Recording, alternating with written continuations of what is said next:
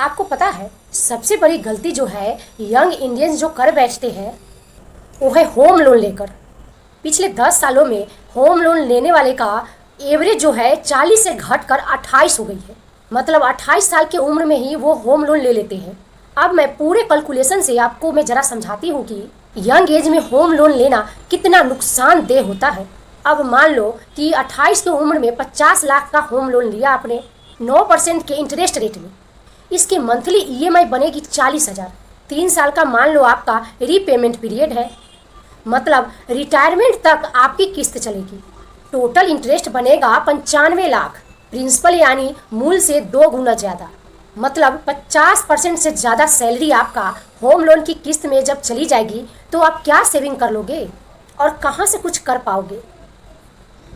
और यही अगर आपने 40 की एज में मकान लिया होता, पहले तो आपको डाउन पेमेंट का पैसा ससुर जी से उधार नहीं लेना पड़ेगा।